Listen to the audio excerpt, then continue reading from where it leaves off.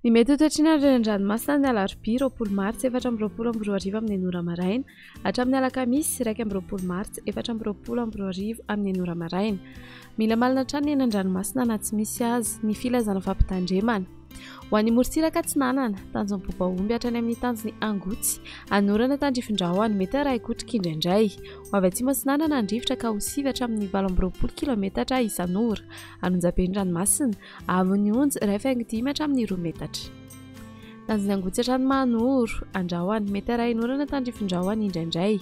Ho avy atsimona atsimo Atsinanana andrivotra ka ho 7 kilometatra isan'ora. Adian'ny mpanonja na anonjaben'ny ranomasina, avon'ny onja andidina ny 1 hatramin'ny 1.5 metatra.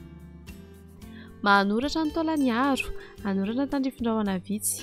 Ho avy faritra Atsinanana andrivotra ka ho 20 hatramin'ny 20 kilometatra isan'ora. Anonjaben'ny ranomasina, avon'ny onja andidina ny 1.5 hatramin'ny 2 metatra. Taolagnaro hatrany amin'ny tanjon'ny Vohimena, andrahoana mitsitokotokona ibalikan'ny masoandro. Ho avy atsimony rivotra amin'ny ankapobeny ka ho 7 hatramin'ny 18 kilometatra isan'ora. Anonjaben'ny ranomasina, avon'ny onja andidina ny 2 metatra. Ho an'ny morontsiraka Andrefana, tanjon'ny Vohimena hatrany amin'ny tanjon'ny Angabo, andrahoana mitsitokotokona ibalikan'ny masoandro.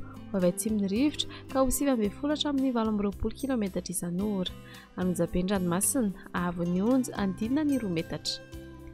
Tanjon'ny Angabo hatrany amin'ny tanjon'ny Vilanandro, andrahoana vitsy na ibalikan'ny masoandro. Ho avy atsimony rivotra ka ho 20 hatramin'ny 20 kilometatra isan'ora. Hatratra 7 kilometatra isan'ora indraindray. Adian'ny mpanonja ranomasina, avon'ny onja 8.5 hatramin'ny 2 metatra.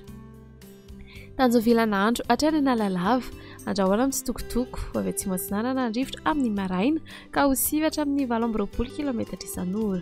Ho avy andrefan'izany ny atoandro sy ny takariva ka ho 7 kilometatra isan'ora. Ho toy ny ranomasina, avon'ny onja ho latsaky ny 8.5 metatra.